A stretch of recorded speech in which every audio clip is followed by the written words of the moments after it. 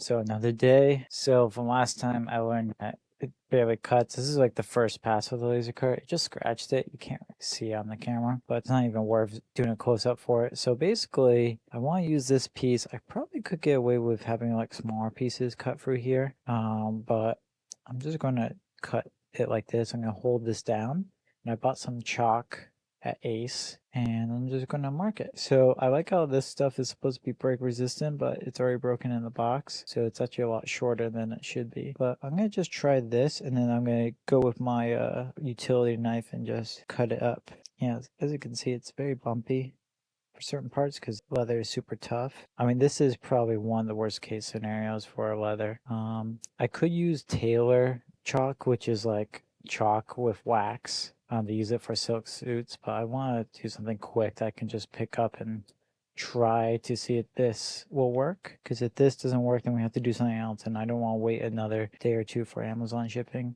I know that sounds selfish, but I'm trying to do this every night, and Wednesday I can't do it. All right, so that might rub off, but now we have an outline. And also I'm going to be using the template to poke holes. Now this one's not so great, so I might have to cut another one. But let's go ahead and use my utility knife. Grab the metal ruler so I can make sure that I'm not gonna jump cut. I almost bought a roofer square. Very close. So this is going to be a prototype, so it doesn't have to be exact. That slid. Yep, it slid. That's my fault. The stretcher, the leather does move a little bit, but it cuts right through. Might just do it freehand and just try not to rub my hand against. Also, I checked Ace. They do have these blades. They're like mini utility knife blades, which I didn't think it was a common thing, but apparently it is. And also, I had it on my belt from work because I have two of these. One is for work, just for open boxes and other packages because we have like new computers, new hardware and stuff. It's cutting right through. This is working a lot better.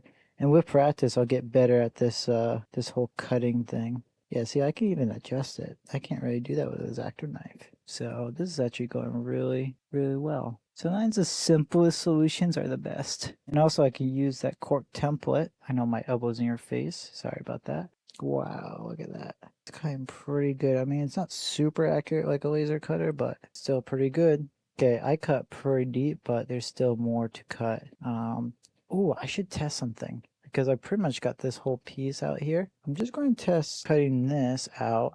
And I wanted to test this with the laser cutter, but we can't. I want to shave this down to a certain length and see if, as you can see, we cut pretty far. We'll do better, but now we'll just move this out of the way. So I'll pause the video and move this extra leather away. This pausing thing will be useful because it'll help me better at figuring out timing and stuff like that, and less work for editing version of me. So this cut pretty good. Now I'm just doing it again, kind of just following roughly. But as you can see, the cut's not perfect, but it's pretty good. Like, I'm pretty happy with it. I mean, I wouldn't do this as production, but that's the thing is I was thinking about is this going to get harder for me to figure out what people want, and then all the hand stuff? I have to get pretty good at it, you know? And then I sell the die cut ones for, or get the die cut ones made for the people that want it. Okay, so that's cut pretty good. I'm just doing like 90%. All right, I'm just doing a voiceover afterwards just to help everybody kind of understand what I'm talking about. So instead of doing multiple cutting passes, regardless of the laser cutter or by hand, I just do one pass, shave it, and then the shaving part hopefully meets the blade where I cut before, so I don't have to do a second pass. Hopefully that explains it. Okay, let's just do a test one on this very end and see. I'm gonna move the camera. I also have like a more narrow focus lens, but I would have to move it way back, so maybe one of these days I'll try it. So I'm gonna do a test on this end. So you push this down, the roller goes down, and you just pull this. Now I'm worried that it's going to yank against the cut, so pulling this won't be as easy. So that's about the length I want to do. Let's do a test. See, the vacuum picks up over my voice. Testing. How loud is it? I'm holding the vacuum right now.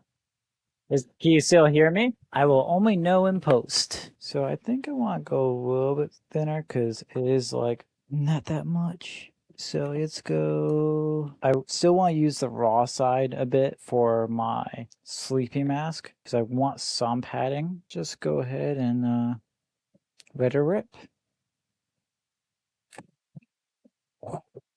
I'm so glad I got that on camera.